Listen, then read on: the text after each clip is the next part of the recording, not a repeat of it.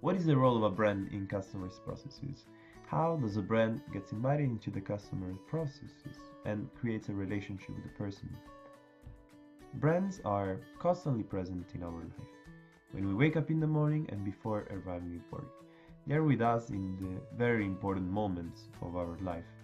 They can affect our purchase decisions and enable premium prices.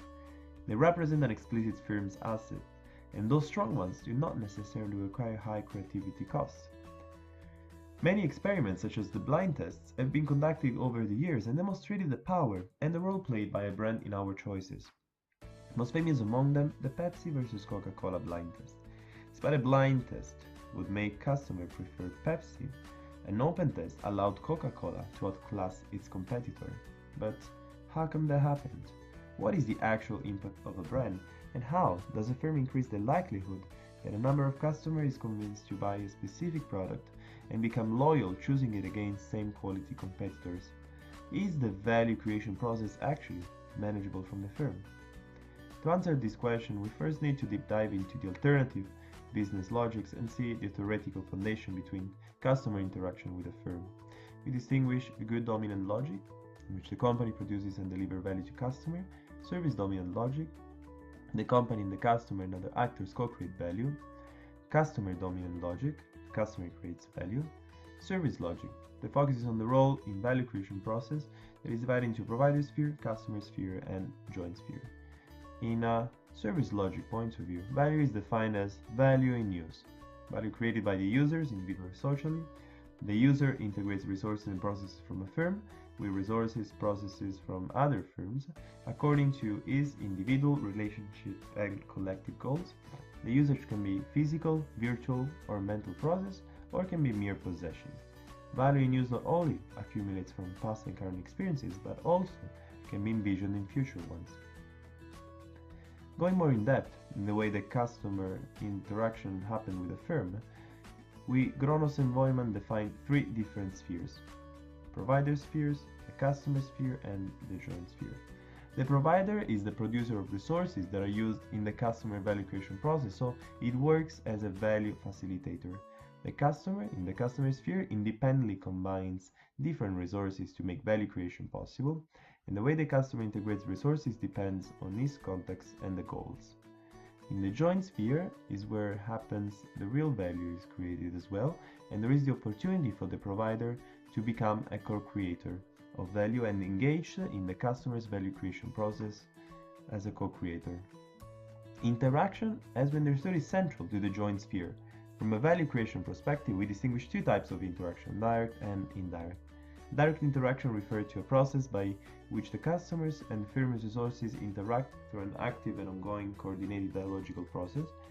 Indirect interaction refers to a situation in which the customers uses the firm's resources, such as products provided by the firm, and thereby interacts with these resources.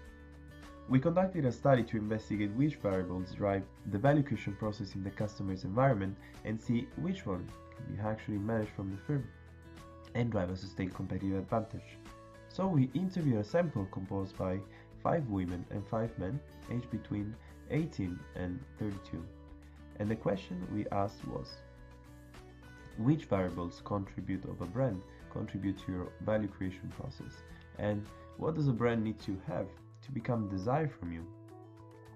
Results emerged outline 6 major variables implicated in the interviewed value creation process. At the 6th place, we have the creation of a special relationship thanks to interaction. 20% of the interviewed referred to the co-creation and customization in terms of brand skills of creation of unique relationship with the client. Then there is ethical commitment. The 30% finds that this characteristic is very important for the creation of value.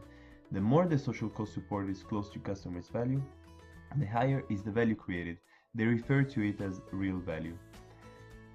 40% of the interviewed say that the identification between customer and brand is extremely important. There is a sort of empathy between them and the brand. The brand mirrors his or her personality and preferences. They refer to it as a mental value. Third position, with 50% of the sample, we find status. Status, the thing that is important when a brand make them feel like part of a well-identifiable group, and the majority of the time as belonging to a selected few.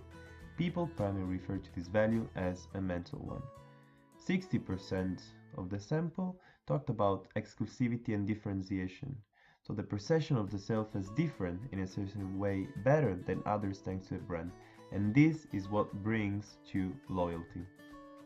And first, the 80% of the respondents say that quality is the fundamental variable and the basis for the process. Moreover, they refer to both real and perceived quality, so as both physical and mental value.